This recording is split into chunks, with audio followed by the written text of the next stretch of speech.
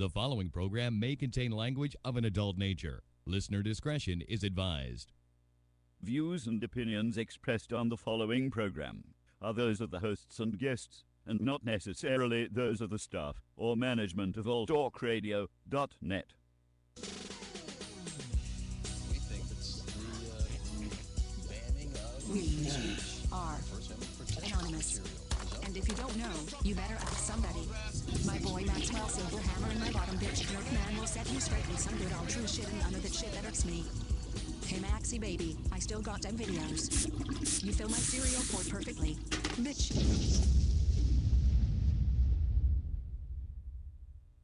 Oh, yes! Finally kicked those fuckers off the air. It's about goddamn time I got sick of those fucks. Yeah, that G.J. Jerkman and Maxwell Silverhammer with all their goddamn anti-corporate talk. Just be happy. We're gonna go celebrate right now. I think we should go do some golf and butt fuck one another. Oh, that's the greatest. I'm ready. Hold on. Go get in the car here. Get the hell away the other side. Another side. There you go. There we go. All right.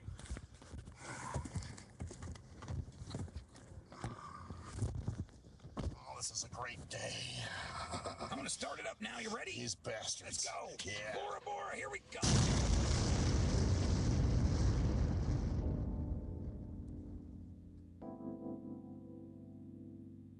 It's the STIM Radio Show. Maxwell Silverhammer, G.J. Jerkman, Cruise Control, and G Motor. Do you smell fire? I think somebody lit a cigarette. No, it's the hottest radio show on the internet. So keep it locked here from 7 to 9, cause the STEM radio family ahead of their time. And now it's lesson 1, man, this is lesson 2. No format because they keep it fresh and new. And this is what I call HQ. Hey, Winfrey, you're a musical genius, man. They can't paint it like a face is, but if the content is making you sick, take some Dayquil. And if you think that the jock sound quirky, allow me to introduce you to the shit that irks me. Welcome to the STEM Radio Show, where usually I have a man behind the board that takes more than 3 cocks up the colon at once. See, I can talk shit about him tonight because he's not here. Welcome to the shit that fucking irks me. I am Maxwell Silverhammer, and I am flying solo tonight. So we're going to get this underway. And yeah, see, now you don't have to listen to the guy with the dick in the nose tonight. Isn't that great? So anyway, all right. So I got to say, I start this off on a high point, and went over to Clarence's yesterday and had a great time, man. I mean, it's kind of funny. You realize some of the shit that you're missing out on. You know what I'm saying? Like, for the longest time after Koala and I broke up, I was in a sort of depressed out funk, and, even, I guess even up till recently, because like I said, we're back and forth with the whole, the Tootsie Toes thing, and, I don't know where that's going one minute to the next. And so, I've been kind of in a rut with that too. But yesterday, like, going over there, man, was like the best fucking thing for me for several reasons. I mean, one is it reminded me of hanging out with my buddy Stan back in the day, Stan X, that used to do a lot of my music for me. And, just the whole doing that, working on music or recording or any of that type of shit. And, I mean, man, just sitting there doing that stuff. I remember because he barbecued. I'm telling you, man, it's like, shit, you get to record, eat, all that kind of stuff. It's like all my favorite shit. I mean, I couldn't have gone wrong there. It was great. I'm glad I went out and did that. And I got to tell you guys, I have, I know you never thought you'd hear me say this, I got the rap bug back.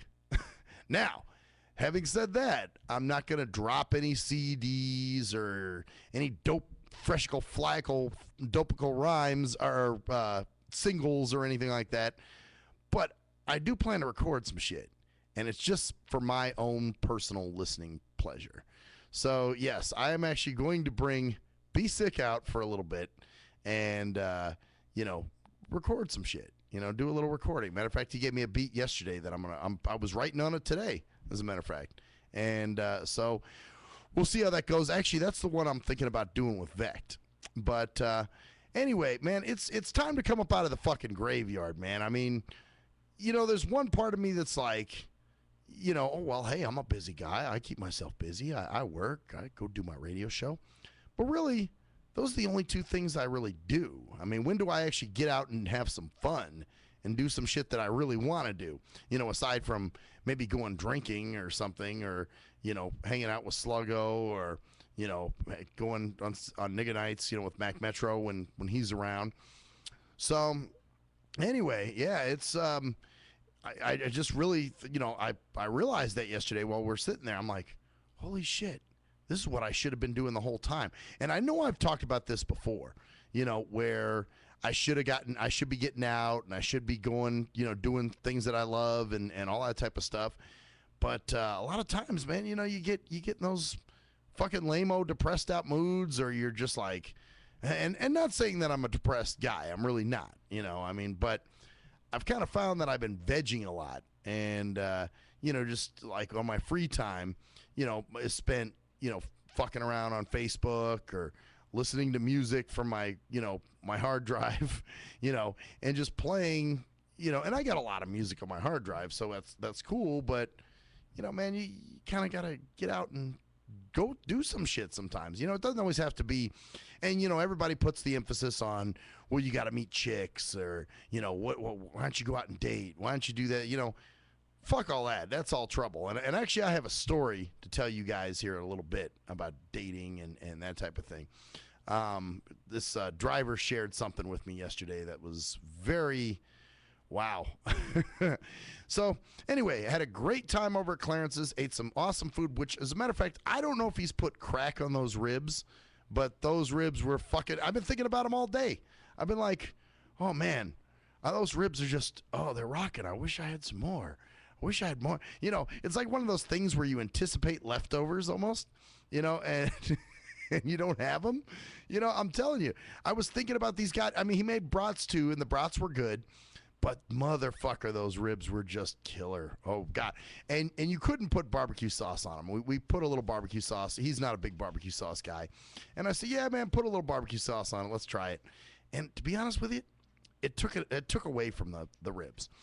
So anyway, but no, had a rocking time, man. And hopefully, we can hang out more and do more stuff. And like I said, I do want to do some music, and I'm pumped.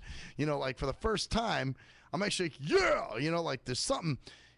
The shit started last week. I'm not going to lie. I mean, last week just was, with the interview with the lynch mob and just all that type of shit, man.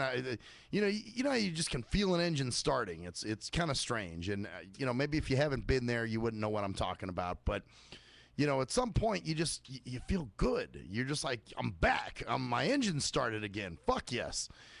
So, yeah, man, it's just like I'm excited about this shit. I was texting Beck earlier, as a matter of fact, to see if maybe he'd want to hop on this track with me. So anyway, which we got some new stuff for you guys tonight too. By the way, little surprises, and I've got a surprise for you tomorrow too. But I'm not going to say what the fuck that is, because it's I don't want to jinx it. Number one, and because me, until it's happening. I'm like, I'm not going to say anything. But if you're on my Facebook friends list, you'll see what it is tomorrow morning. That's all I'm going to tell you. So watch your news feeds. Watch for me to post something, and you'll see what it is I'm talking about. So anyway, yeah, it's been an interesting, I'd say 48 hours or whatever. The whole weekend was pretty cool. Although, I got some shit with my, got some more HOA shit to tell you guys here in a little bit, more corporacy and bullshit. But it's kind of strange too. Tonight I was out waiting for my paratransit bus at work, and I hear this cat meowing, out in the parking lot. And so I kind of talked to it a little bit and whatever, and I'm saying something. It comes right up to me. And unfortunately, I was texting, so I couldn't. I wanted to pet it, but I'm like, well, I'm busy trying to send a text, so I really couldn't. And it was like rubbing up against me, and like rubbing against my legs, and I was just like, wow, So it's just weird because I've never had a cat just like come right up to me and do that kind of shit before. But this was a very friendly cat, and again, I'm sorry, but by the time I finished my text, it was gone. I guess it was like, well, fuck you. You're not paying attention to me. I'm out of here. So, but that was an interesting sign. I don't know what that's supposed to mean. I guess it could mean a variety of things. So anyway, but yeah, that was one thing. Oh, and then I want to share the story that this driver told me yesterday. So he's taking me over to Clarence's house, and we're talking, and somehow we got talking about women and dating and things like that. So he told me this story that he was living with a woman for I think like a couple months to a year, somewhere around there. And he said he drove for Greyhound at the time. And I guess he came home from a trip, and he goes in the house, and the girl that he's living with says to him, I need to talk to you about something. And he's like, okay, what's up? And she's like, well, some time ago, I contracted herpes. And he's like, wait a minute. And from how he told me the story, he's like, man, he goes, everything just stopped right there as soon as she told me that. And I said, dude, everything stopped as soon as you said that, even for me. So I'm like, well, what the fuck happened? So basically he was like, I can't believe you fucking didn't tell me that you've had herpes this whole time. And she's like, well, no, I just didn't say anything. And he's like, well, this is my fucking health we're talking about. So he's like, I'll tell you what. He's like, I'm going to set up a doctor's appointment. But if I find out that I have herpes, I'm killing you. And she got like pissed off, and offended. And he's like, how the fuck are you going to get offended? And so anyway, he went to the doctor. They gave him a shot, and they did some tests. He came up negative. So, but he came back. He said, you know what? He was telling me, he was like, I had to move out. So he starts packing up everything, and she has the nerve to go, where are you going? And he's like, where do you think I'm going? I'm leaving. I'm not staying here. And so then, of course, the son who's attached to him, her son, she had like a 10-year-old son or something. He's like, where are you going? Why are you moving out? And so then he's got to explain that shit to he couldn't obviously come right out and explain to the son, no, well, your mom's got herpes and I'm fucking, getting away from this nasty bitch. But he was just like, yeah, he's like, I'm moving out for reasons that your mom can explain to you if she wishes. And so anyway, he moved out, and he said after that, he goes, I've been celibate for 8 years. I have not had sex. Now, he wasn't a religious dude, but he was just, he just said, hey, man, I just haven't had sex in 8 years. And he goes, and I don't miss it. And I'm going, wow, dude, that's pretty amazing. And, sometimes I wish I could turn that off, but goddamn, I'm just thinking a world without sex. I'm sorry. I'm just too much of a horny fuck. And yeah, they can say you can jack off, you can do this, but you know what? It's not the same. I mean, sometimes you just like a little female company. Sure, I love to get my jackums on, just like everybody else. But at the same time, I got to have some female company sometimes. So, I just can't turn that off. I can't cruise control myself, and so, hats off to those who can do that. But for me, I got to, sometimes have a little something going on. So, but having said that, I'm not scouring the dating sites or any of that type of shit. I'm just, like I said, I'm trying to see where things go with Tootsie Toes. Probably nowhere, but who knows? You say things and, shit turns out to be, you never know. It's almost like I was telling somebody yesterday. I was like, and which, by the way, maybe I didn't tell you guys last week, but I did hear from Tootsie Toes. So remember I was doing that whole thing where, and actually, funny enough, today would be the D-Day for that.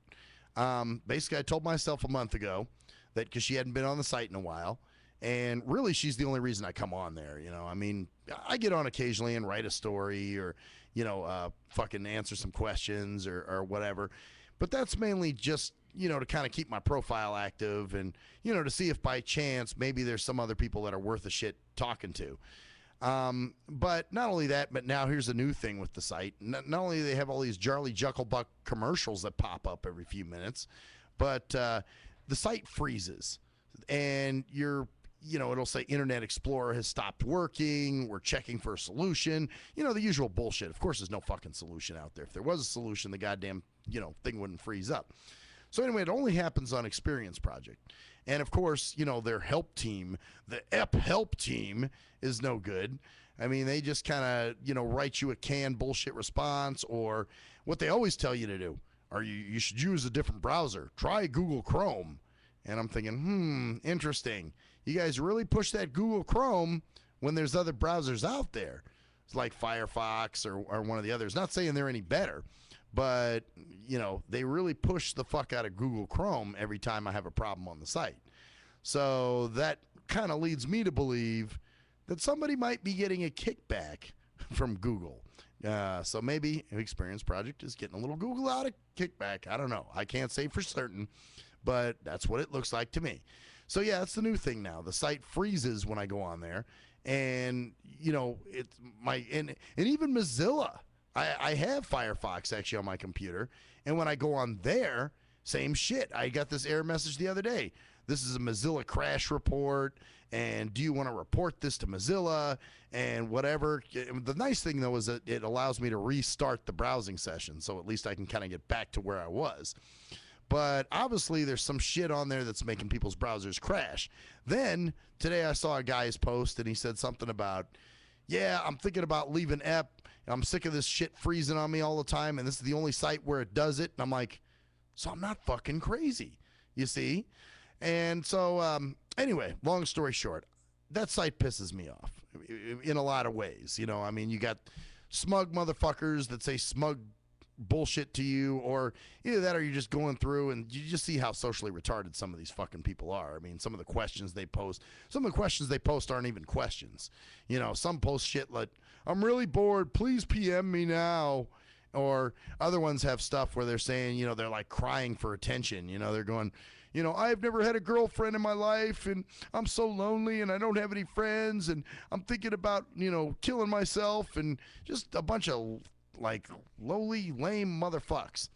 So anyway, I told myself, as you know, a month ago, that if Tootsie Toes didn't come back on the site by July 20th, because this was on June 20th, that I was off the site. And so, it looked kind of like she was going to be off the site until last Monday. So last Monday I log on there and I see I have a message from her.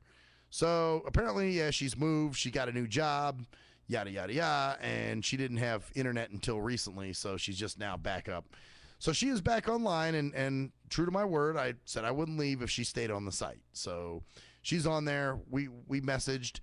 And, that's the story. But, like I said, I don't hear from her a lot. And I'm not trying to hear from her every day, but just, once in a while, Yeah, but, for a while I was hearing from her from like every maybe week to 2 weeks, somewhere on there. So hopefully we can get back to that again. That'll be cool.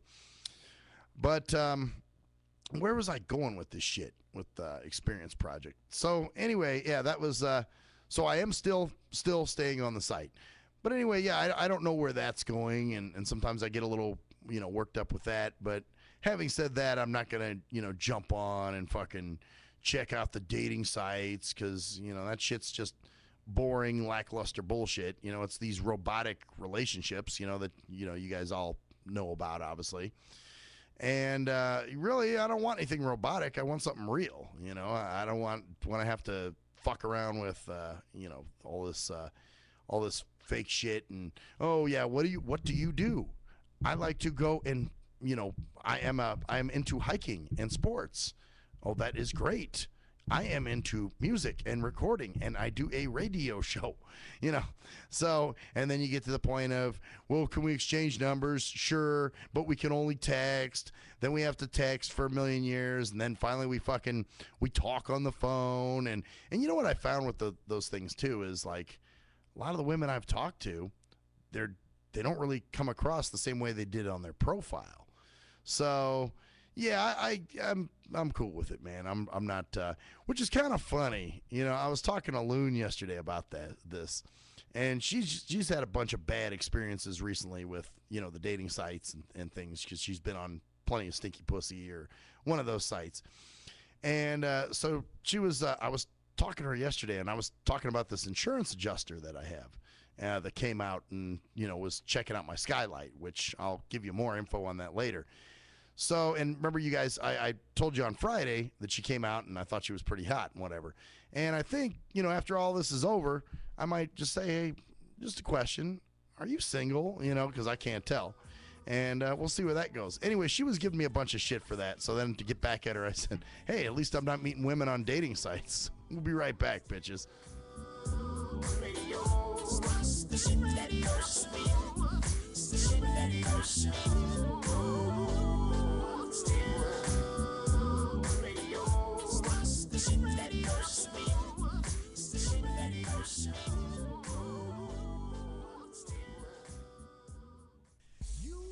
Clutching queer patricians and punk assholes. All right, what's hood good, bitches? I'm Maxwell Silverhammer from STIM Radio. And I'm Clarence Harris from the Block Report. And this Thursday, we got an ass ramming for you. It's going to start at 6 p.m. and end at 9 p.m. Is your recti ready? We're going to be talking about the Great Divide, America in peril. So join a 3-hour Block Report / STIM Radio. And if you can deal with the truth for 3 hours, then you might be worth saving.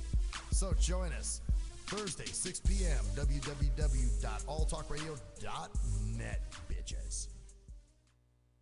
If you're a fan of hip-hop and R&B, join me, the Bruh Ren, for a full non-stop hour of back-to-back slappers. That's back-to-back slappers. Where the playlist spans from genres like R&B, soul, R&B, soul.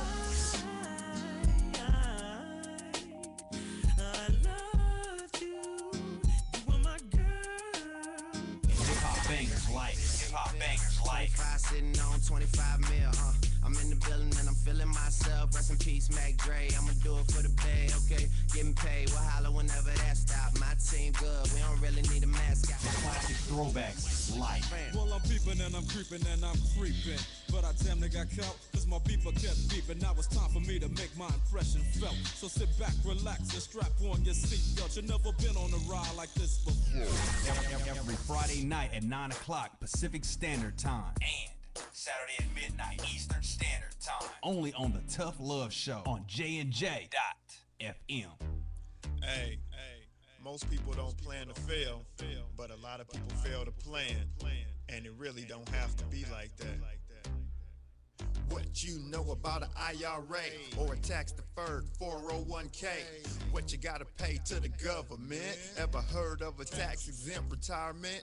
That's info most folks don't know. What you gonna do if you live too long? What you gonna do if you die too soon? Can your spouse afford the house? Will your family go bankrupt if you get sick? You got a plan in place to cover medical debt? I'm not talking about Advil, I'm speaking on long-term ill. You ever seen a bill from that home where Big Mama went to live? It's like $73,000 a year. How you gonna pay for that? How you gonna pay for that? How you gonna pay for that? How you gonna pay for that? You work hard every day, but you really don't like it. You're looking at a retirement crisis. Got a good education, got a good job, got the age and the time, but still got robbed in 2008 when the market crashed. Wanna tell your boss to kiss your bus pass, but you can't cause you upside down and your savings on life support right now. Said you can't cause you upside down and your savings on life support right now. So you wake up in the morning and you put on your game face. Then you run out the house late, headed to the same place. On the bus like I'm stuck in your car like I'm stuck. What you need is a solution, more income and less confusion. What you gonna do, where you gonna go, who you gonna talk to get the info and get money? You can talk to me, you can talk to me, we got what you need, or you can join the team. Build yourself, then build your wealth by sharing what you learn with somebody else. Each one, teach one how money works. Stay compliant so nobody gets hurt. Move like a union, be ambitious. We all independent, follow the system. Move like a union, be ambitious. We all independent, follow the system. Hey, this is Travis. This song was recorded to get your attention. I have some powerful financial information that you should hear. The things that you need to put in place for a solid financial foundation in case you live too long, die too soon. if you become disabled or need to go into a home, or if you simply need access to a tax-free supplemental retirement or emergency fund, we have the information to put these proper plans in place in case any of these things happen. Contact me at my email. That's TKEETONWFG@gmail.com. That's TKEETONWFG@gmail.com. Let's set up an appointment, sit down at the kitchen table or coffee shop somewhere. I'll show you the information. If you have the need and the means, let's get it done. Or if you're looking for a business with a great compensation plan and a proven system, you should join the team. I know this business isn't for everyone, but it's one of those rare situations where if we all follow the system, it can be a win for all involved. The companies win, the clients win, or the families win, the brokers win. We're entrepreneurs, we're our own bosses. Everyone is a broker. We can make good money and travel around the world on the company's dime. Let's at least try to do it. At last, the wait's finally over. B6 returns from a long hiatus with a brand new album entitled Mr. Zero Tolerance. Available for digital download only. B6 no punches pulled approach on the mic gives listeners what they want, as well as gives the rap game a well-deserved kick in the ass, with such hard-hitting gems as the title track, Mr. Zero Tolerance. Mr. Zero fucking tolerance, you think that you're fun. My tongue's replacing the gun. My toleration is none. Fuck a buster and a bitch. Or the laid-back, fun-filled street anthem entitled Change of Pace, featuring Ghost. This is something to bump as a gift to the haters. So turn it up loud just to piss off your neighbors. And if you out rolling, you be getting a ticket. And if you Straight to the guts, blind to the facts. Blind to the facts that your mind's in a trap. Blind to the facts that with time we adapt. Blind to the facts of what you don't understand. Blind to the facts by the media scams. Blind to the facts of what you read in a book. Blind to the facts of Download your copy today of Mr. Zero Tolerance from www.cdbaby.com or go to www.cdbaby.com/cd/bsick2. Download your copy today. Keep the realness in the rap game. Yee! What up, though? It's the undeniable JT Money, a.k.a. the Bitchizer, and you tuned in to STIM Radio with Maxwell Silverhammer and GJ the Jerk Man. Heavy that. And guess what? They hate hoes almost as much as I do. So don't sleep on these cats. And speaking of sleeping, don't forget to check out my new single, Hustling, from my new project, Morning Wood. It's going down heavy, baby. And speaking of being out, I'm out like a busted traffic light, you already know. Get him, Jay! We think it's the banning of We are anonymous. And if you don't know, you better ask somebody. My boy Maxwell Silverhammer and my bottom bitch Jerk Man will set you straight with some good old true shit and none of that shit that irks me. Hey Maxie baby, I still got them videos. You fill my cereal port perfectly. Bitch.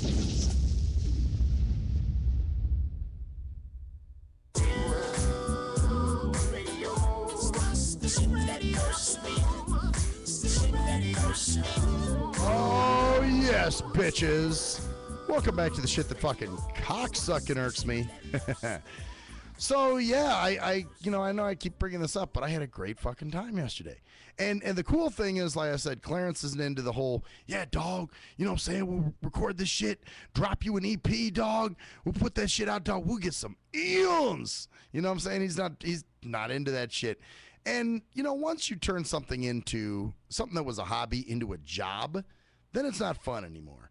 And that's when all the bullshit comes and you're doing it for money and you're worried and you're stressed out and it's not going where you wanted it to. And, you know, same thing's gone with the radio show. I mean, when I first started doing the show, I had my weird fucked up delusions of grandeur of, you know, well, I'm going to have all these callers that call in. I'm going to get all these accolades. I'm going to have people that hate me. You know, it's going to be great. I'm going to make a name. And, well, let's see. How long did it take me? I would say about a year.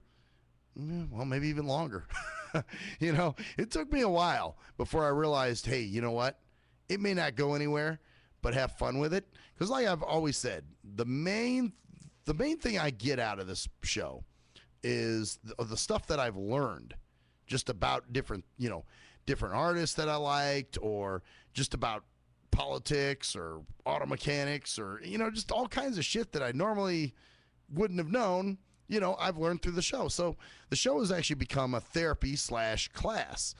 And so that's what I've gotten from doing the show. So the original thing that I came in for, wasn't necessarily what it was. So that's the thing too. That's why you never want to plan out shit, because most of the time when you try to plan shit, you get disappointed. This is what I was saying last or week or so ago about dreaming. And, when you're dreaming, you don't have a clear head, because you're in space. You're, oh yeah, man, you got all these weird ideas of shit you want to do and where you want to take it and whatever. And then when you get there, reality kicks in, and guess what? Reality has these evil things called limitations.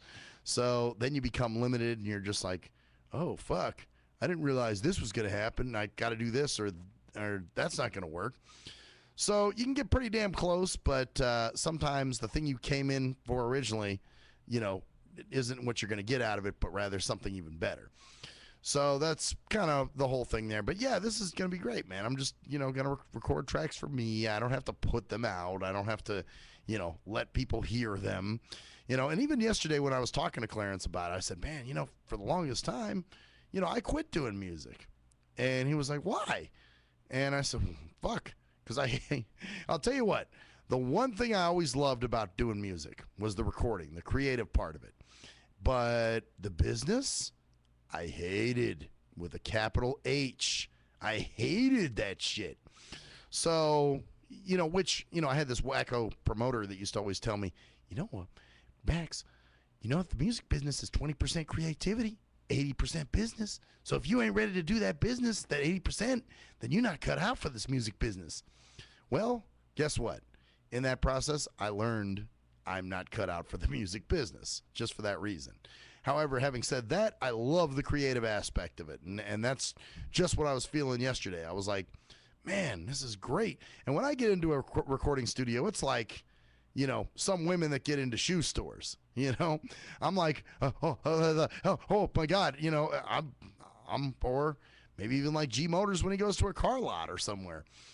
But as for me, yeah, I basically, when I get into that environment, it's just like, oh man, it's orgasmic.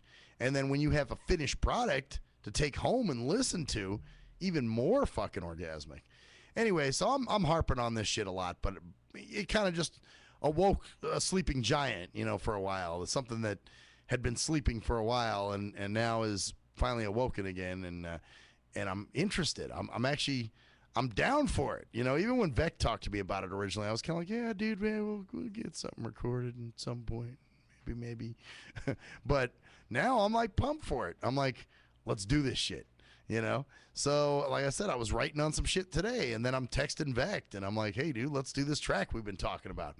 So I'm ready to roll with this shit. And I got to say, man, this year there's been some things I bitched about, which I'm going to get into some shit to bitch about now. I promise everybody. For those who want to see a pissed off Maxwell Silverhammer, there will be that. I promise. But no, this year's not been a bad year. I'll be honest. I mean, there's been some close things that have kind of had me like, oh, fuck. But hey, what year doesn't have those? You know what I'm saying? But all in all, man, I got to say, this has been a pretty cool fucking year so far. I can't bitch. Shit, we're more than halfway done with it already. Shit, July's almost over. So, I can't complain too bad. Anyway, all right, so here's some corporate Jarly Jucklebuck bullshit.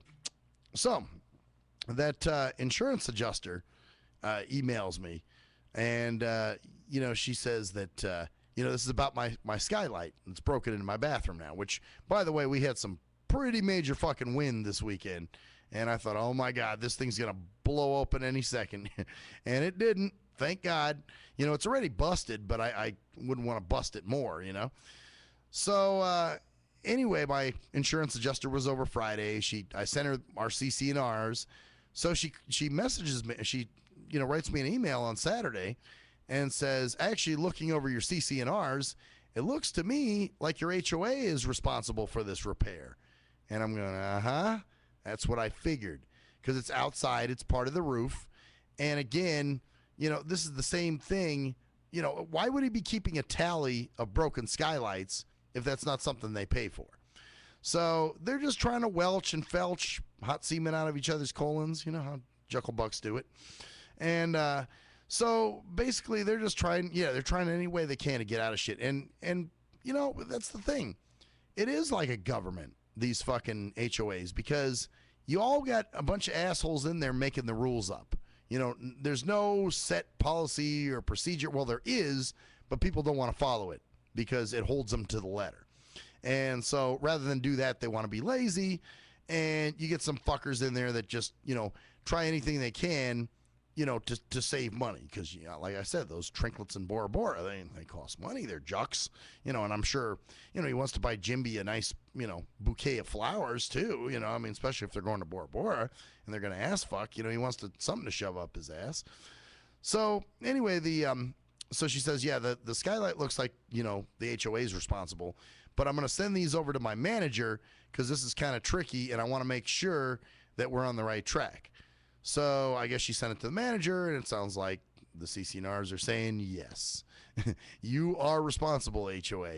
So then she wrote me back and said, what's your HOA guy's name, your property manager guy's name, and how do I get a hold of him?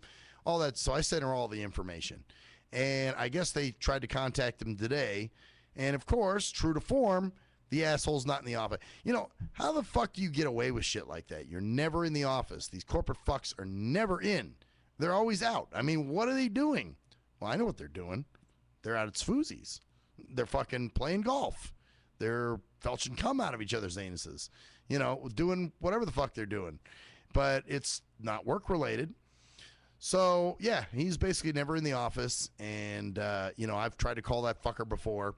And, like I said, they pulled this shit on countless occasions. You guys know the balcony story from last year. You guys may know the story from years ago and these people got to understand, I live there, okay? And I've lived there for a long time. We're talking 15 fucking years. I lived there when they were apartments. So when they first went condo and I had a leaky roof, they fixed my roof and then they came in and fixed my ceiling. So I know that that's what they do. Well, a few years ago, I had a roof leak, and they told me, oh, well, we're not responsible for fixing your ceiling. You got insurance, don't you? And I'm like, well, yeah, but you guys have fixed the ceiling in the past. Oh, no, we don't fix the ceiling. That's your responsibility. That's the inside. We don't handle that. And so I had an insurance adjuster come out from another company, and apparently he went up on the roof and he said, nope. He goes, your HOA is negligence because you've got broken tiles up there. You've got the, gutters are all clogged with leaves and pine needles and shit. He's like, so this is on them. He's like, I'll write you up a thing. And I didn't stick to it. I didn't stick to my guns. I went ahead and I, got a drywall guy and, had him come in and fix the roof, fix the ceiling and paint it and do all that shit. Well, not this fucking time. I am going to have Warren go up there though and put some tape around it, or something so the goddamn thing doesn't blow in. But they're going to fix that fucking skylight, these motherfuckers, because, it's enough of trying to get out of paying for shit. We're going to get, fuck him. They just think we're all dumb is what it is. So, they lie to you, thinking you're not going to check. I mean, who the fuck's going to read the CCNRs? Honestly, I sure as fuck wasn't going to. But my insurance company will, because that's their job, because their whole job is to make sure that they don't have to pay for shit. And so, originally she had told me, well, it's going to be under your deductible, so you're probably going to have to pay out of pocket to have it repaired. And I'm like, oh, this is some bullshit. So, but here's what I think is going on. This is my personal opinion. They've always had, since they went condo, they've always used that professional roofing service. That's their company, and the HOA has used since the beginning of fucking time. We've even changed property management companies since then. So, and we've still had professional roofing service coming as our roofers. So, which leads me to believe this. And what's funny is when the roof guy was over the other day, when I was showing him, because I do have another leak in my bedroom, but then I was showing him the skylight, and he goes, oh, yeah, we fix skylights, but the homeowner's responsible for it. And I'm thinking, well, how do you know that the homeowner is responsible for that. You're only the roofing guy. So how are you privy to that knowledge? I'll tell you how you're privy to that knowledge. Is there's some good old boy ass fuckery going on over there. And basically the roofing company, probably somebody on the HOA board is, related to or dates or something, has some connection to this professional roofing service. And so it's like hey, you scratch my back, I scratch yours. You felch the cum out of my ass, I'll felch the cum out of yours. So what they're doing is, they're probably, hey, what we're going to do is, for all these fuckers that got busted skylights, you quote them a bullshitty price, like the guy did me, told me it was $750 to fix the fucking skylight. So if you've got 12 busted skylights over there to the tune of $750, you're going to be making some money. So that's what I think is going on. I think that these motherfuckers have sort of joined forces and, they're like, what we'll do is you fix these fuckers' skylights and then we'll bill these homeowners. And a lot of them are rich Asians that don't mind paying that shit. A lot of times Asians are very, they haggle. They don't want to pay shit all the time. But there's certain things that they're just bitches about. When it comes to, like, corporate shit, like I noticed that when it's, a small repair service or something, they'll argue. No, that's no fair. I don't want to pay that. But when it comes to something corporate or something big like the HOA, they don't want to fight with it. They're just like, okay, I pay for, I fix, no problem. So I think what goes on is they figure, and most of them live in California or somewhere else. They don't live here, so they don't know much about their property. They just kind of have people in there kicking holes in the walls and hope for the best, Whereas I live in my unit and I am a resident, you know what I'm saying? Like, this is my community. So I know the rules. I know what's been going on and I'm taking notes. So, now all of a sudden, here comes the roofing company and the HOA, hey, I'll help you out, you help me out, and we'll get you some business, and we'll charge these homeowner fuckers $750 so you fix their skylights. And I even told the roof guy, I said, well, if that's what's going to cost, I'm not having you do it. I'm going to get my handyman to do it. And I'm sure he'd do it for way cheaper anyway. And he's like, well, you let me know what you want to do. And I'm like, I sure the fuck will. So anyway, and I was even saying that to the guy when he was over, the roofer guy. I said, well, it's kind of funny. And I was explaining what I just did to you guys with the ceilings and all that. And I said, these people try to get out of paying any fucking time they can. And I said, I think that's what's going on here. They just don't want to pay for that skylight to be fixed. That's all. And of course, and he goes, well, it's not up to me now, but what I've heard is that the homeowner's responsible for it. And I'm thinking, how did you hear this? So obviously this is common knowledge. You motherfuckers know this shit. And kind of like we say on the show, you talk about things happening, but then when you really see them happen, you're like, oh fuck, this is real. Like, this is going down. This is what they're really doing. So that's what I think is happening. I think there's just an ass fuck fest going on.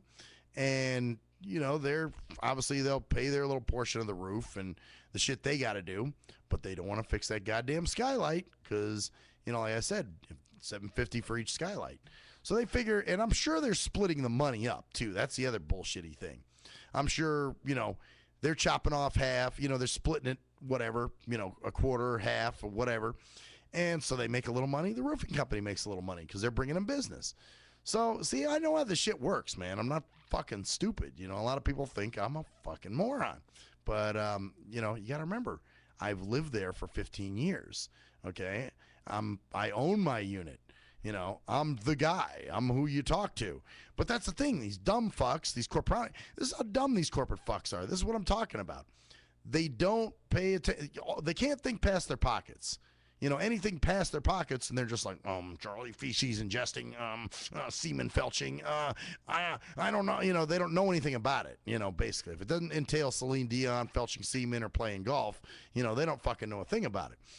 So anyway, yeah, so they just think you're an idiot, and you're like, dipshit. I've lived here for all this time now. I know what the fuck you're up to. So don't play this fucking game with me. And so, like on the balcony thing, same deal. You know, I went and got an attorney for that motherfucker because her answer was very wish-washy at the time. So, yeah, this is more HOA bullshit. And it's like, man, I got plenty of other people I can fight with. Why do you assholes insist on making a problem for me? You know? Is it really fucking necessary? Another fucking corporonic bullshitty problem for me is I got this collection shit now, you know, from Steinberg Diagnostics. You know, I was only there a few months ago, and now supposedly they've sent the shit to collections. I've told you guys that, you know, and my mom was getting calls. I'm getting calls. You know, these assholes are just, they're relentless trying to get their money. Well, today, the only reason I answered the phone is I was on the other line trying to check my rides with paratransit, and the phone beeped, and I was done. So I said, well, let me click over and see who this is. So I did, and it's the same dumb bitch that called me a few weeks ago regarding the same stupid fucking collection. And this was when I had my feet and legs, the ultrasound done on that. And they're saying I owe them $496 is what they're saying. And I said, hey, I had insurance. And she was like, well, you can, settle it up today. And, just your insurance company will reimburse you the difference if they really, in fact. And I'm like, oh, no. We're not paying that shit, you motherfuckers. So these assholes sent me to collections within a few months. So this tells me they're double dipping is what's going on. They've already charged my insurance. I paid the copay that I needed to pay. So, and now what? My insurance didn't pay that half? Ain't my fault. As note says, that's between y'all and Paul. Okay? So the fact that they didn't pay the whole thing, well, how's that my problem? I just came in there. I was the patient, So I gave you the fucking card. You ran the insurance. They paid you what they paid you. So don't try to fucking squeeze more money out of me. Like I said, so many seniors, and my mom proved it the other day, are so afraid of having bad credit. I'm like, bad credit is the only bad thing that's going on with me? I'm cool. Hey, my house isn't on fire. I'm not getting evicted. I'm not getting anything shut off. I'm good. Oh, I've got bad credit? Shuckety, duckety, buckety. I can't buy that fucking car I wanted to buy. Oh, God. Like, what am I going to be using credit for anyway? What? Oh, well, you have to accumulate credit. I mean, okay, maybe years from now, I'll sit back and listen to this and go, damn, I was stupid. Okay, so maybe credit's necessary. I don't know. But I don't think so. Because, like I said, everybody I know has bad fucking credit. And you know what? If my credit sucks so fucking bad, then why would I be getting these things from Capital One all the time, wanting me to fucking open an account with them and start a card? That's why I said the mail needs to communicate. Here I got one bill, a collection bill, from Steinberg Diagnostics. Then the next thing is a card telling me I've got wonderful fucking credit. It's like, you guys should talk. You really should. This way you'd understand, hey, this fucker doesn't pay his medical bills. Why you want to fucking send him a, Capital One card? So, and I have no intention of paying that shit because I shouldn't have to. Like I said, I had my insurance. I paid what I could. And the fact that they didn't pay everything, well, that ain't my fault. Like I said, this is what you get for billing. And of course, somebody will play the corporate violin and, well, you don't understand how hard it is to run a practice and all this other shit like that. Well, dude, you got into it, Everything comes with bullshit. What can I say? Every field you're in has some bullshit somewhere. So anyway, yeah, they're trying to pull their little collection thing, and and I asked the lady today, I said, because I was remembering when Jerkman and Humvee laced me a few weeks ago, and I said, are you assuming this debt? And the woman says, well, yeah, we assume this debt. And I said, really? Well, that's illegal, right? And she was like, well, what's illegal? And I said, assuming the debt. Did you purchase this debt from that? And she's like, no, we're working on behalf of the hospital. So then she changes her wording around. Well, guess what? You just told me at the beginning of this call, you stupid cunt. Every call's recorded. Play that recording back, you dumb bitch. Because, you just told me you've assumed the debt. So guess what? You can suck a dick. It's because you get these dumb shits that are in there that really don't know what they're talking about. And she totally slipped up, and I got her. So I said, so you have assumed this debt. And she was like, well, what are you talking about, sir? What are you, and I said, well, in other words, you've assumed this debt. It's your debt now. And she's like, well, no, we're working on behalf of our client, which is Summerlin Hospital. And I'm like, oh, now all of a sudden you're working on behalf of a client when before you assumed the debt. So, yeah, fuck you. You just said this shit. So, I got nothing more to say to you motherfuckers. Play that recording back and you will hear. Matter of fact, I'll even mark it here on this archive. July 20th, 2015 at approximately 3:10 p.m., I think it was. Sometime around there. I can always go back through my calls and see. Not a hard thing to do. Great Divide, America implode. So join a 3-hour block report /STIM radio. And if you can deal with the truth for 3 hours, then you might be worth saving. So join us Thursday, 6 p.m., www.alltalkradio.net, bitches.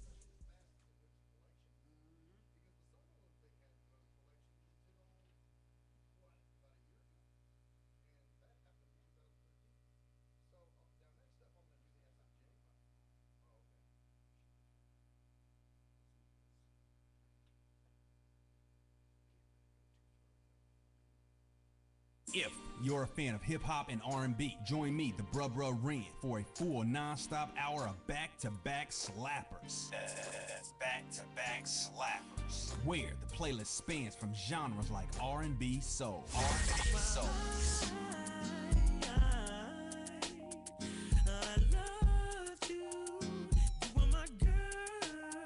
Hip-hop bangers like 25 sitting on 25 mil, I'm in the building and I'm feeling myself. Rest in peace, Mac Dre. I'ma do it for the pay, okay? Getting paid, we'll holler whenever that stop. My team good, we don't really need a mascot. Classic throwbacks like. Well, I'm peeping and I'm creeping and I'm creeping.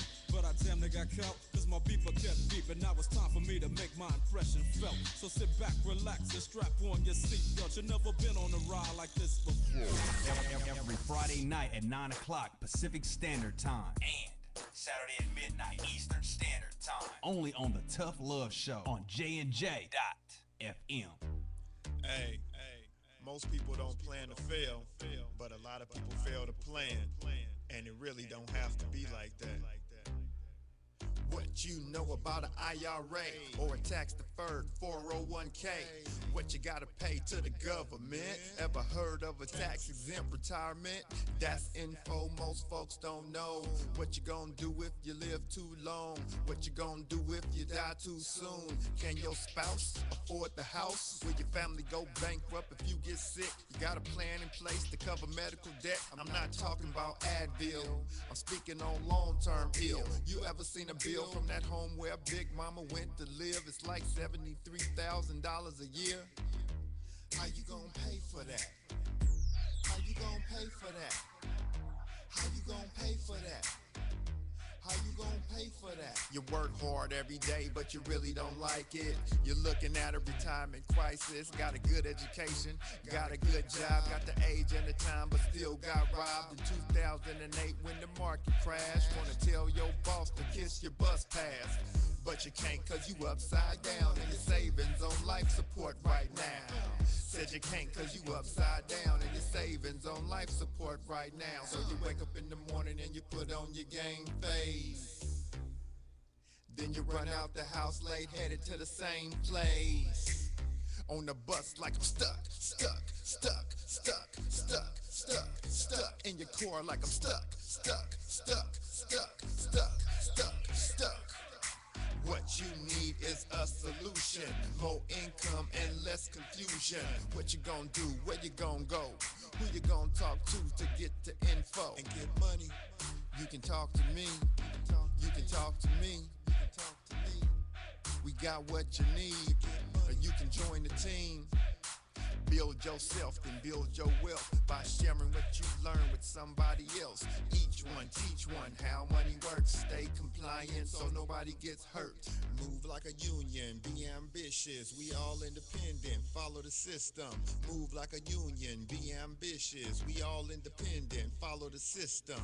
Hey, this is Travis. This song was recorded to get your attention. I have some powerful financial information that you should hear. The things that you need to put in place for a solid financial foundation in case you live too long, die too soon, if you become disabled or need to go into a home, or if you simply need access to a tax-free supplemental retirement or emergency fund, we have the information to put these proper plans in place in case any of these things happen. Contact me at my email. That's tkeetonwfg@gmail.com. That's tkeetonwfg@gmail.com. Let's set up an appointment, sit down at the kitchen table or coffee shop somewhere. I'll show you the information. If you have the need and the means, let's get it done. Or if you're looking for a business with a great compensation plan and a proven system, you should join the team. I know this business isn't for everyone, but it's one of those rare situations where if we all follow the system, it can be a win for all involved. The companies win, the clients win, or the families win, the brokers win. We're entrepreneurs, we're our own bosses. Everyone is a broker. We can make good money and travel around the world on the company's dime. Let's at least try to do it. At last, the wait's finally over. Be Sick returns from a long hiatus with a brand new album entitled Mr. Zero Tolerance. Available for digital download only. Be Sick's no punches pulled approach on the mic gives listeners what they want, as well as gives the rap game a well-deserved kick in the ass, with such hard-hitting gems as the title track, Mr. Zero Tolerance. Mr. Zero fucking tolerance, you think that you're fun. My tongue's replacing the gun. My toleration is none. Fuck a buster and a bitch. Or the laid-back, fun-filled street anthem entitled Change of Pace, featuring Ghost. This is something to bump as a gift to the haters. So turn it up loud just to piss off your neighbors. And if you out rolling, you be getting a ticket. And if you Straight to the guts, blind to the facts.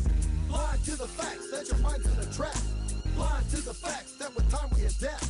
Blind to the facts of what you don't understand. Blind to the facts by the media scans. Blind to the facts of what you read in a book. Blind to the facts. Download your copy today of Mr. Zero Tolerance from www.cdbaby.com or go to www.cdbaby.com/cd/bsick2. Download your copy today. Keep the realness in the rap game. Yee! What up, though? It's the undeniable JT Money, a.k.a. the Bitchizer, and you tuned in to STIM Radio with Maxwell Silverhammer and GJ the Jerk Man. Heavy that. And guess what? They hate hoes almost as much as I do. So don't sleep on these cats. And speaking of sleeping, don't forget to check out my new single, Hustling, from my new project, Morning Wood. It's going down heavy, baby. And speaking of being out, I'm out like a busted traffic like you already know. Get him, Jay! We think it's the banning of We are anonymous. And if you don't know, you better ask somebody. My boy Maxwell Silverhammer and my bottom bitch Jerk Man will set you straight with some good old true shit and none of that shit that irks me. Hey Maxie baby, I still got them videos. You fill my cereal port perfectly. Bitch.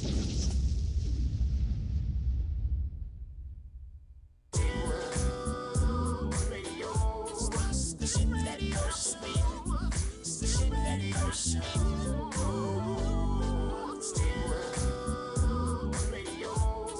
The shit that hurts me. Hey, there's a blind man.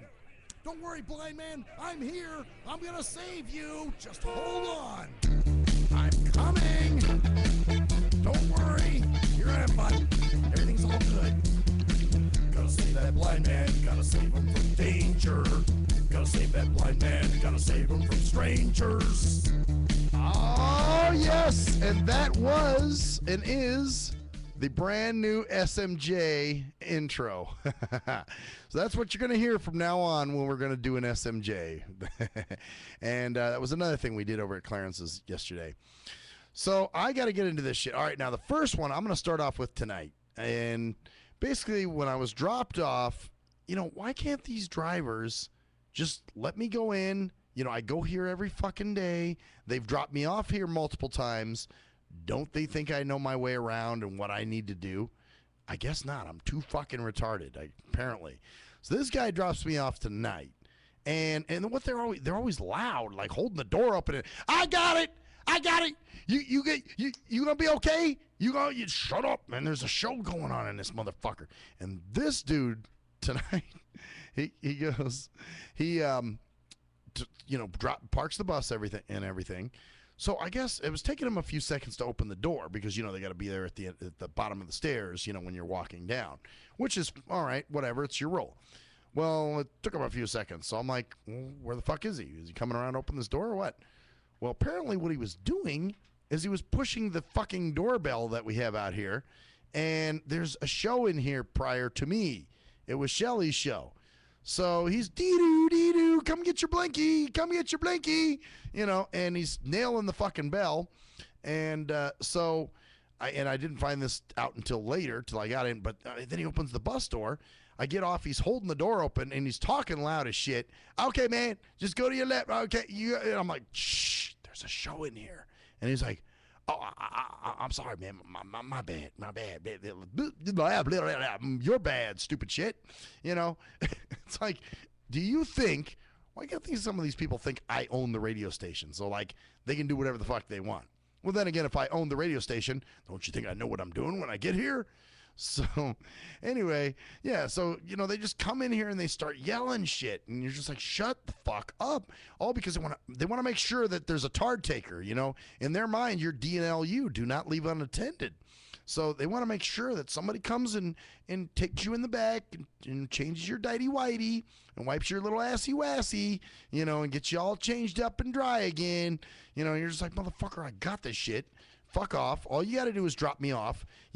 Once you see that I know where I'm at, then you get back on your bus and drive away, dude. You don't have to fucking open doors for me and do all this wild shit. It's just funny to me because, like I said, sighted people help you out when you don't fucking need the help. And then when you do need the help, they're just totally, I'll see you later. I remember one time I got dropped off at a fucking church, and here it was, I thought I was at Cashman Field, and I'm walking, and I hear a door open to my left. I'm like, yeah. The guy's like, do you know where you're supposed to be? I'm like, yeah, isn't this Cashman Field? And he kind of laughs at me, and he's like, you're a long way from Cashman Field.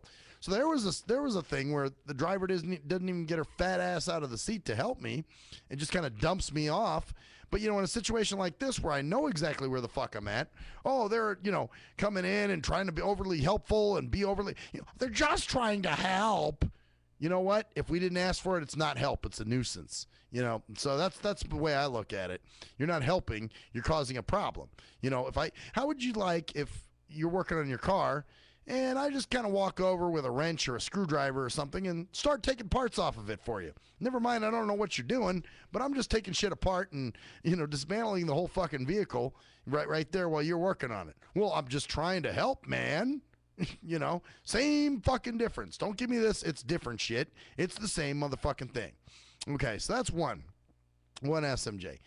Second SMJ happened yesterday when I was on my way to, actually it was when I'm on my way to Clarence's house. And we pick up this Asian couple, and they get on the bus and everything, and I was talking to the driver, like I told you guys, and somehow it came up about my blindness. We were saying something, and I said something about not seeing or being blind or something. So the guy pipes up and he goes, what percentage are you blind, sir? And I'm like, completely. And he's like, completely? Whoa. And then he asked me the generic question of the decade. So how do you get around? Nigga, I'm on paratransit just like you, right? How the fuck? I mean, really, but you know what I think he was thinking? When people ask me how do I get around, which is a very generic question anyway, I just assume transportation-wise. But maybe they mean, how do you walk? Like, how do you actually know where you are 1 second to the next? How do you not walk into your house and just fucking, not palaver in your own fecal matter and just, walk into walls left and right? Goddamn, luckily they taped them for you, but shit, that's beside the point. That's why I got that hole in my skylight now, because if it starts raining, I can actually see some shit. So anyway, now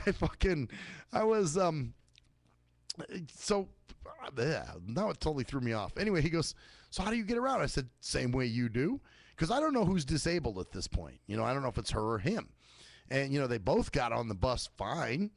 So I said, same way you do. And he goes, well, I mean, do you live alone? That's always amazing to them too. Like, wow, you actually live alone. What? You don't live in some like group home, tard setting or something?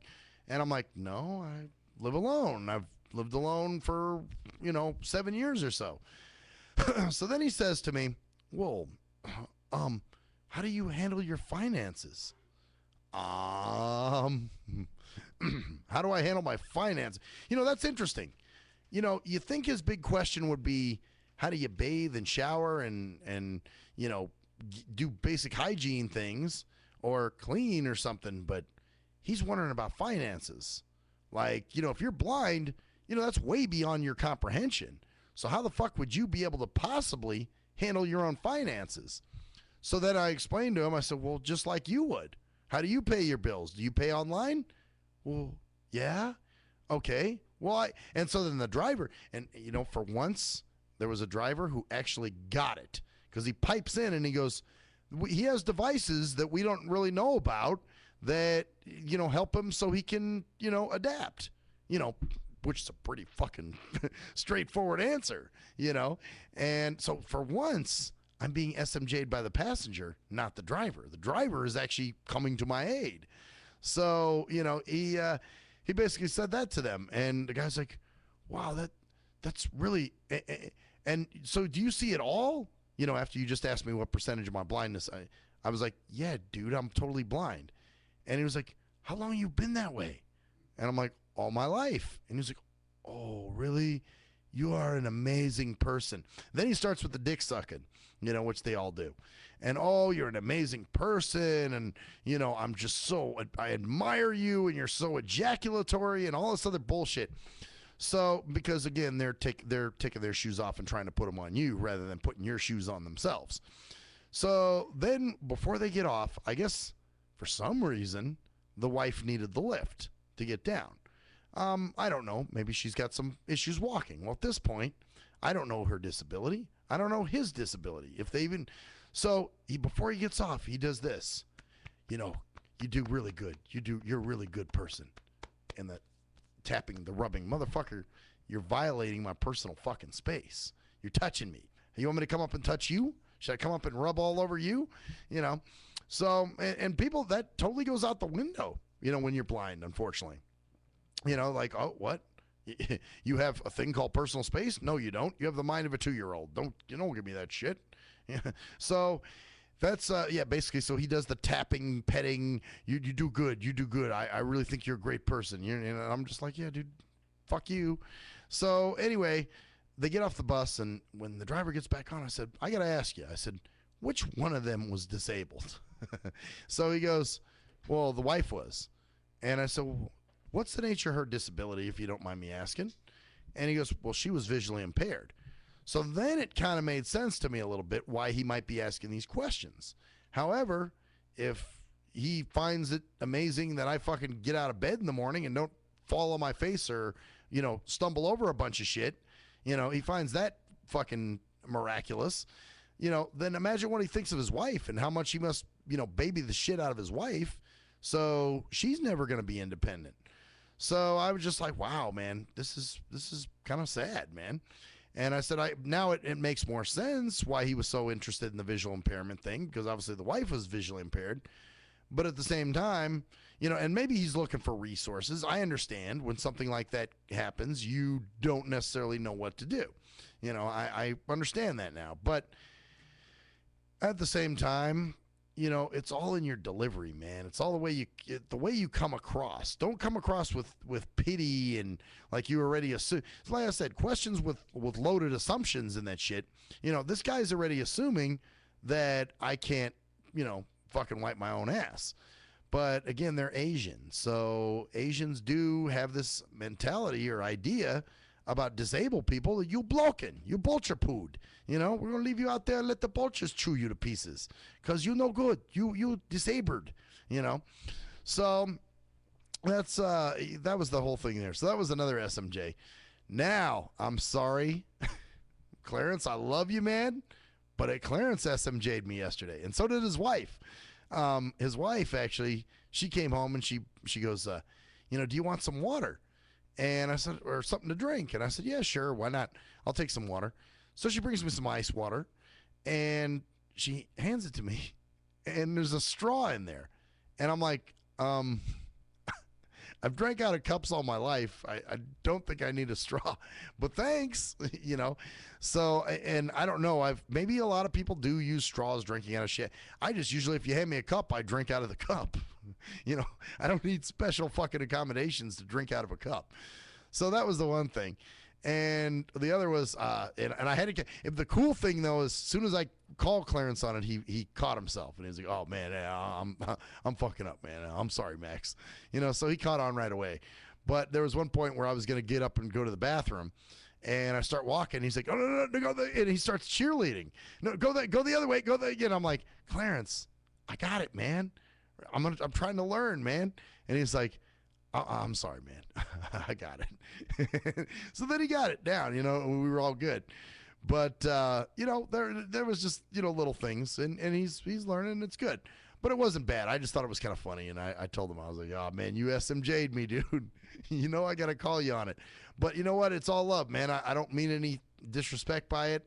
I thought it was kind of funny, actually, because, I guess it's just a cited thing to do sometimes. It's like just that knee-jerk reaction to behave like when, you see someone blind doing some shit. So, and like I said, it doesn't come out all the time with people, but I guess sometimes, they do what they do.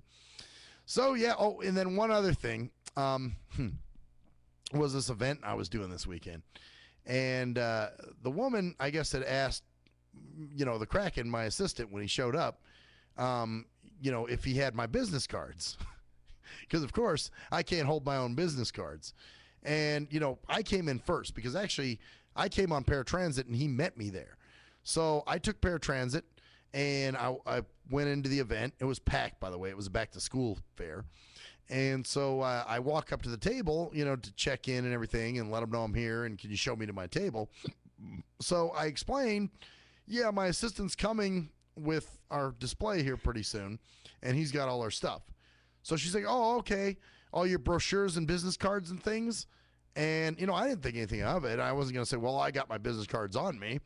But I was like, well, yeah, he's got everything with him. So they get me to my table and everything. And so then the Kraken comes in, and she goes, do you have one of his business cards? And he's like, well, he has his own business cards. So he came to the table, and as he was setting me up, he said, some lady wanted your business card.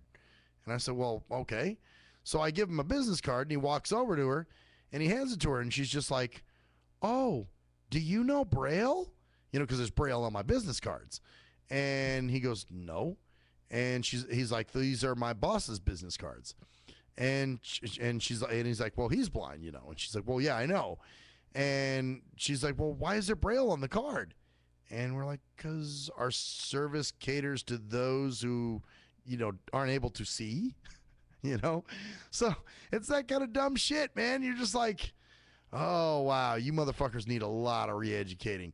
And I'm sorry, but in this day and age, it's stupid. I mean, the fact that, you're that dumb. I mean, when the buzz phrase of the day is look it up, how many people tell you, look it up, look it up. I can't tell you how many times a day I hear, look it up, look it up.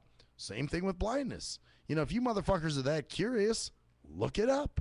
Get your ass on a computer. Get on your phone. You got plenty of methods and ways in which you can look shit up.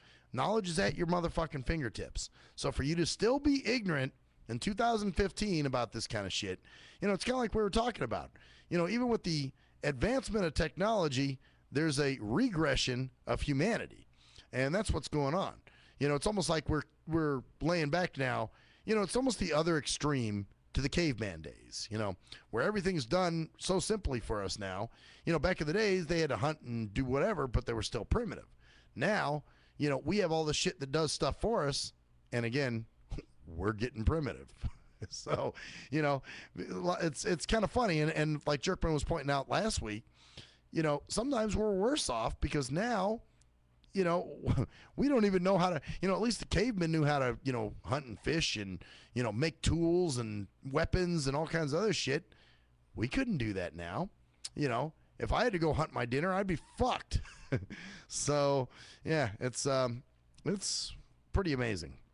So, yeah, people are just getting dumber. Well, what can I say? Just more dumb motherfuckers that say dumb shit every day, all the time. It's constant. And I don't know, maybe it's because I'm getting older and I'm getting more impatient, but I don't think so. I think that it's just the way shit is. Anyway, we'll be right back, bitches, on the shit that irks me.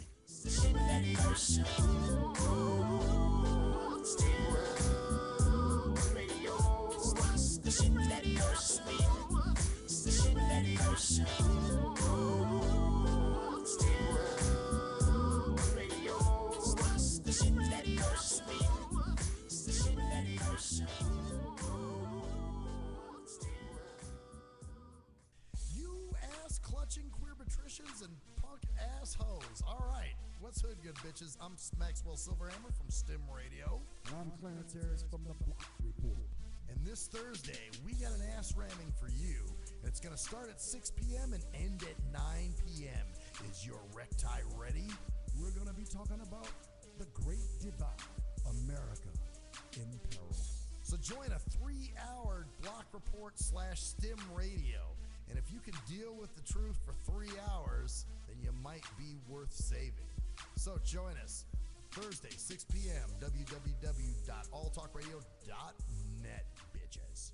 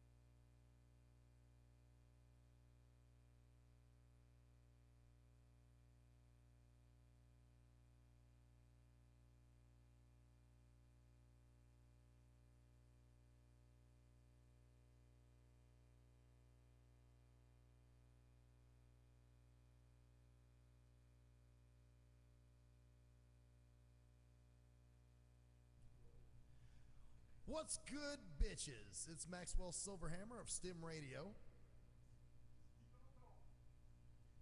And we've got quite the motherfucker for you this Thursday night. Tell them what's going on, Clarence.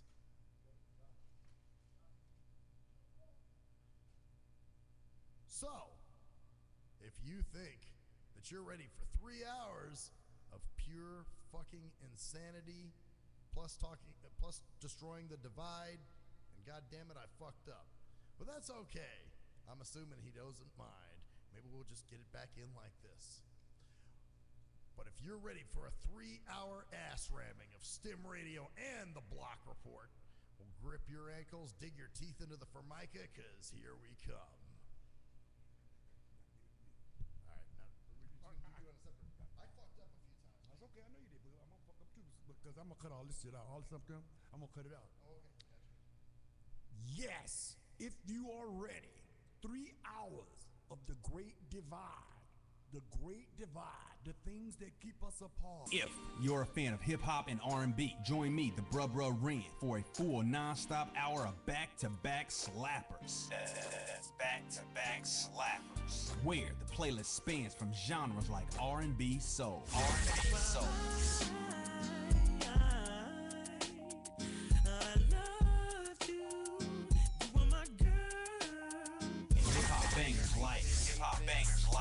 Sitting on 25 mil, I'm in the building and I'm feeling myself. Rest in peace, Mac Dre. I'ma do it for the pay, okay? Getting paid, we'll holler whenever that stop. My team good, we don't really need a mascot. Classic throwbacks, life. Well, I'm peeping and I'm creeping and I'm creeping. But I damn near got caught, cause my beeper kept beeping. Now it's time for me to make my impression felt. So sit back, relax, and strap on your seatbelt. You've never been on a ride like this before. Every Friday night at 9 o'clock Pacific Standard Time. And Saturday at midnight Eastern Standard Time. Only on the Tough Love Show on JNJ.FM. Hey, most people don't plan to fail, but a lot of people fail to plan, and it really don't have to be like that. What you know about an IRA or a tax-deferred 401k? What you gotta pay to the government? Ever heard of a tax-exempt retirement? That's info most folks don't know. What you gonna do if you live too long? What you gonna do if you die too soon? Can your spouse afford the house? Will your family go bankrupt if you get sick? You got a plan in place to cover medical debt? I'm not talking about Advil, I'm speaking on long-term ill. You ever seen a bill from that home where Big Mama went to live? It's like $73,000 a year. How you gonna pay for that? How you gonna pay for that? How you gonna pay for that? How you gonna pay for that? You work hard every day, but you really don't like it. You're looking at a retirement crisis. Got a good education, got a good job, got the age and the time, but still got robbed in 2008 when the market crashed. Wanna tell your boss to kiss your bus pass, but you can't cause you upside down and your savings on life support right now. Said you can't cause you upside down and your savings on life support right now. So you wake up in the morning and you put on your game face. Then you run out the house late, headed to the same place. On the bus like I'm stuck in your core like I'm stuck.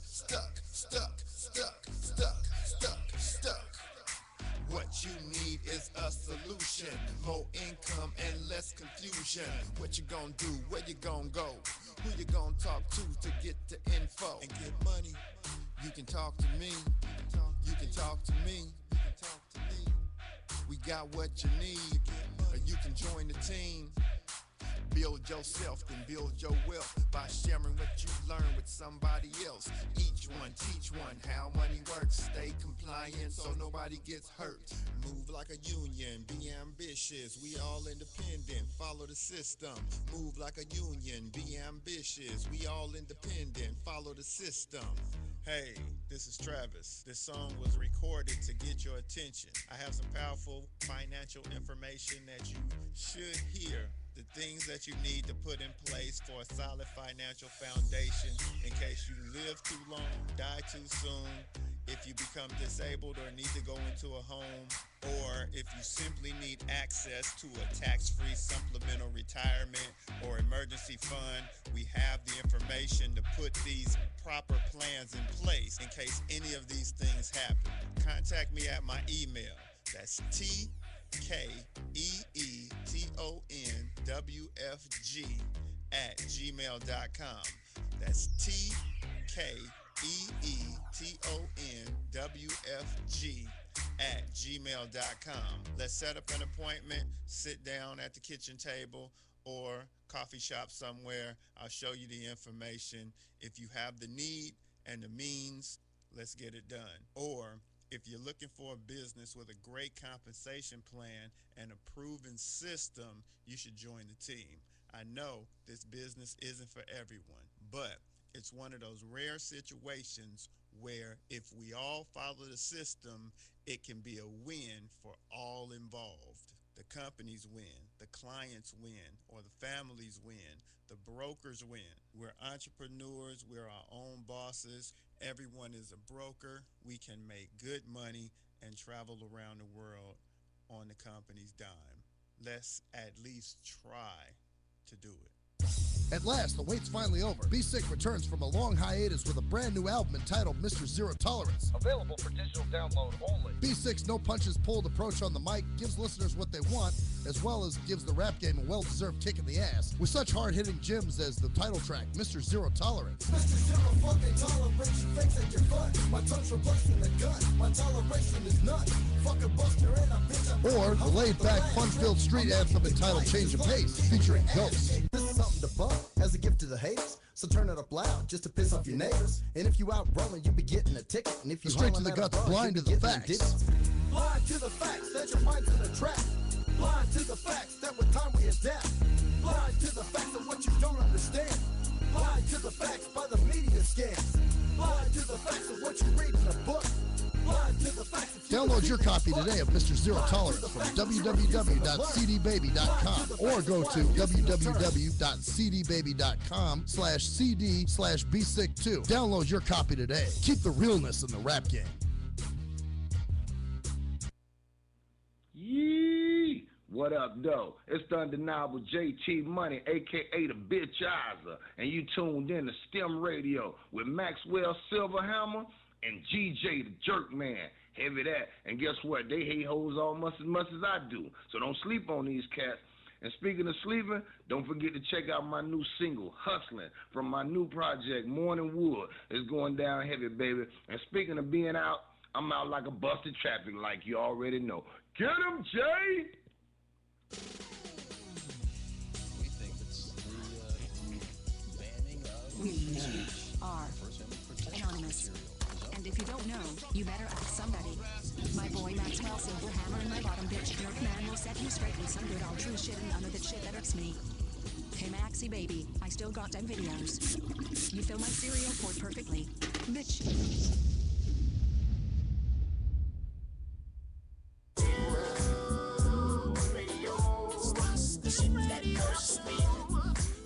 Oh, yes, bitches. Welcome back to the final fucking segment of the shit that fucking cocksucking irks me. So, speaking of the event that I did this weekend, I really think there is a paid position out there for an annoying motherfucker. There has to be, because some people act like they're getting paid to be annoying. It's like, dude, there's no way that you could just be this motherfucking annoying from birth. This isn't a birth defect. It's not a character quirk. You are just somebody's paying you to be this motherfucking annoying. You cannot possibly be this goddamn annoying. Now, here's the ones that get me is when you're doing these health fairs or whatever, any events where you have a table, you get these motherfuckers that show up 5 minutes before the event's about to be over. So the thing ends at 1 o'clock. So you're packing your shit up, and we got to do it for several reasons. I take paratransit. So, Kraken wants to make sure he gets the whole table broken down and me out to the bus, before that 5-minute window. So we're doing this shit. Just as we're breaking the fuck down, here comes some motherfucker over, and they'll do one of two things. They'll either ask, well, tell me a little bit about your service. And they act like they're really interested. And like there was this one lady that came up, Oh shit, that was another thing. I forgot to mention that in the SMJ. I'll get to that in a second. But anyway, this lady comes walking up. He's got like half of our fucking display in the suitcase already. And she walks up and she's like, "Hey, so tell me about your service. What do you do?" And so he starts explaining, and she's like, "Well, I know somebody who could use a service. Do you have any applications?" Applications are packed up already. So he's like, "Sure, of course." So now he's got to open the fucking suitcase, go in, get an application for her and a brochure because we want them to contact us if they have questions. So he's got to dig through all the shit just because this dumb bitch waited until we were almost all packed up to come over and ask what the fuck we did. Come on, bitch, you know good and goddamn well you saw the whole fucking thing. You watched us pack, and right when he had everything almost all in the suitcase is when you decided to walk over. Or you get that other asshole, here's the second kind, that will come over and say, "Why you packing up?" Because the event's about to be over. "It's not over till 1. Really? Are you paying me, fuckface? No, my job is paying me. So why are you all of a sudden playing vendor police? Now you walk over and why you packing your shit up? Why you leaving so soon? Because your ass should have walked over earlier. Well, I just got here. Not my fucking fault. Again, the event started, at 9 o'clock, 9 a.m., and it went till 1. You're just now walking up at 12:55 and you're pitching a bitch because people are packing it up. Well, you should have saved 5 extra minutes just for me. It's like those assholes that call you at the end of your shift, like 2 minutes before your shift's about to be over, and they call you and they've got a million questions and they try to telecuff you. And it's like, "Hey, shitbag, I'm off the clock in 2 minutes, so you better talk quick because I'm hanging up." So, and I think there are some places, I'm not positive, but I think, or there used to be at least, where come 5 o'clock, phones shut off. So that means your call gets dropped. So, those assholes that wait to the last minute to call you at the end of your shift or walk up when you're packing your display up at an event, they know what they're fucking doing. Don't tell me, "Well, they work all day and they're hollabazi." Okay, you can't be that hollabazi. Obviously, you fucking, you knew, you saw, and you think, okay, the event's over at 1, it's 12:55, meaning probably they're packing it the fuck up. Okay, sorry, we're not waiting around for you to show up. "Oh, wow, you finally made it. Thank God you're here. Oh, I just couldn't wait to tell you what our service does." No, you should have had your ass here on time. That's what you do. The early bird gets the worm, right? Don't they always tell you that? So it's kind of funny. All these cliche things and nobody followed them, or they follow the ones they want to, the dumb ones. So, but then the ones that actually mean something, of course they're like, "Well, what? I'm here late. What are you getting pissed off at? People work. People got things to do. I have a life." Really? You have a life? Then why did you show up 5 minutes before this motherfucking event almost ended? At that point, you probably shouldn't have even shown up, Mr. Life, because you probably have so much other stuff you need to be doing, because you've got so much on your plate. I mean, why are you going to waste time coming to this motherfucking event? You're going to get there 5 minutes before it ends. So what do you think? Oh, but I understand. Being that you're so important and such a CEO, and no, okay. There's my brother calling me. Okay. How long have I done this show? For 8 fucking years? Yeah, let's see. Well, it's 2015. I started in 2007. I'm just making sure. Sometimes my math is off. But anyway, he knows I do a show, right? And it's from 7 to 9 p.m. He probably wants to call me and tell me some sexy, Lexi, crazy conspiracy shit, And I'm like, "Dude, what? What's the big deal here? Where's the fire?" You're calling me at 8:40 something at night, So anyway, I'll listen to his message when we get off the air. So yeah, that's the deal with that. But it's like people, and it's what it is they don't care. You know, people will call you at the wrong fucking time. People call you when it's most inconvenient because they don't give a shit. Bottom line, you know, it's not like, you know, they try to fake with a, you know, are you busy? Am I interrupting something? Well, yes, you the fuck are. And you know good and goddamn well you're interrupting something and being a pain in the ass. But you called anyway because you know what? You need it. It's called gotta syndrome, you know? And you just need to do it right now. I just need to go over to that person right now as they're packing up. Or another person that came up to the table at this event, you know, they had, you know, donuts and chips and shit like that. So I'm eating, and this lady walks up, talks directly to me. So tell me about your service. Bitch, you see that I got a donut in my mouth, you know, and I got powdered sugar all over my fucking hands. And now you want to walk over and ask about the service. Yeah, because and it's funny. AK used to say that it was all about me. No, it's all about these motherfuckers. This is an all about me mentality where, hey, I don't give a shit. I'm you know, walk over when I see that you're busy with something. You know, I'm going to talk over other people. I'm going to interrupt people. You know, and I've heard of shit like that where people will, you know, talk right over you, just interrupt your ass. You know, like, hey, listen, I had something I needed to, you know, like, yeah, well, you know, get in line there, CEO. Sorry, you know. So, anyway, but yeah, people get, it's gotta. It's the drug addict mentality. And one part of being a drug addict is the gotta syndrome. And it's where they need to, right then and there. They need their happy. I gotta have a happy. I need a happy. Give me my happy right now. I want it. God damn it. I want my instant fucking gratification. Give it to me. Give it to me now. Give me the fucking instant gratification. No, I'm not gonna. Fuck you. Don't you tell me to wait. God damn it. If I want to call you right now when you're busy, you're going to tell whoever the fuck you're matter of fact, you're going to stop that goddamn radio show right the fuck now, and you're going to have a conversation with me. You know, same kind of bullshit. And because, you know, everybody's just, I'm a CE fucking cocksucking. Oh, I'm a CE fucking cocksucking. Oh, I'm a CE fucking cocksucking. Oh, I'm a CE fucking cocksucking. Oh, you know, because everybody's so made. I'm a CEO. You know, I do what I want. You know, and it's all about me. I'm the little bitch. So yeah, that's how it is, man. You just, like I said, people just, they do shit at the wrong fucking time. You know, it's like, dude, you had all day, and you know, this event's a 4-hour event, and you just now decide you want to walk over when I'm shoving food in my mouth. You know, obviously. So anyway, that's how it is with people being fucking annoying and coming at the wrong time or calling at the wrong time.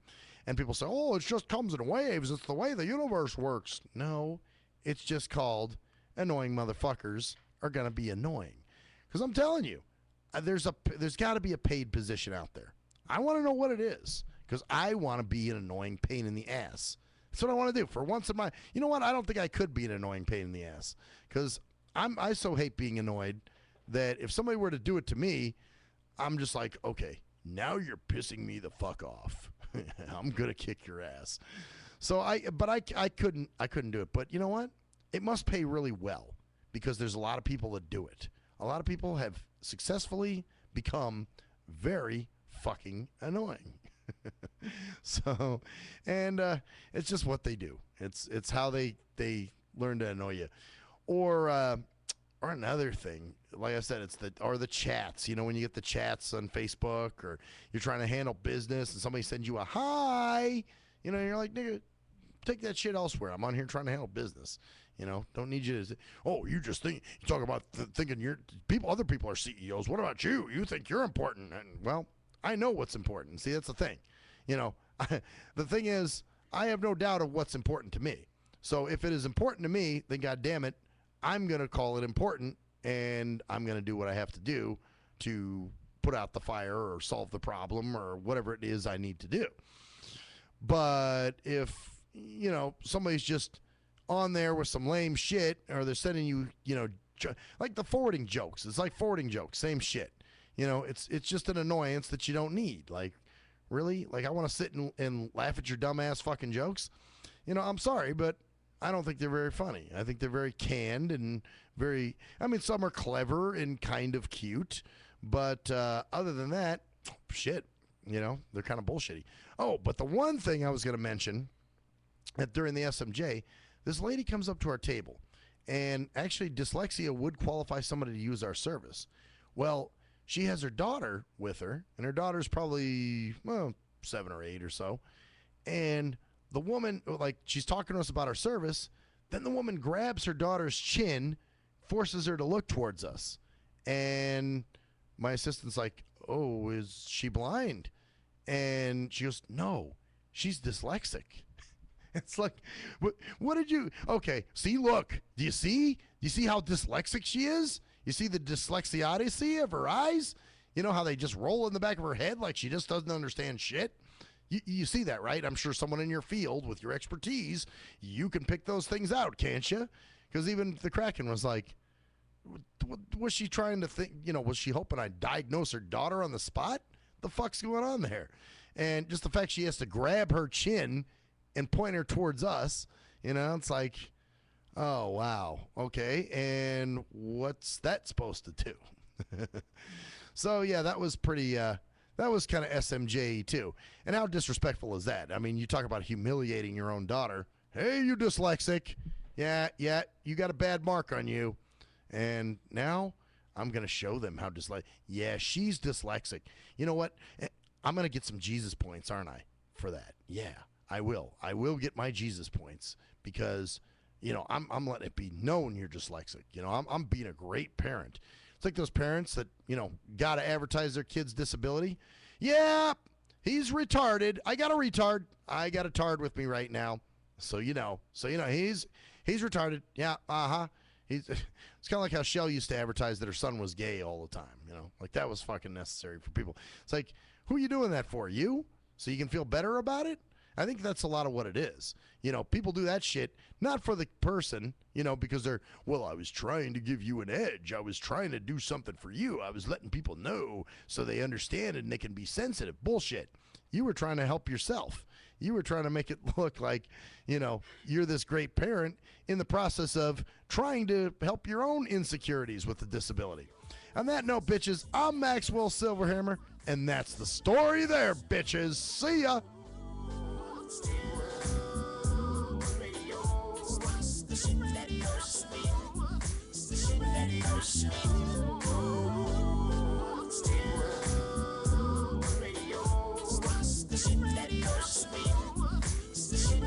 Show.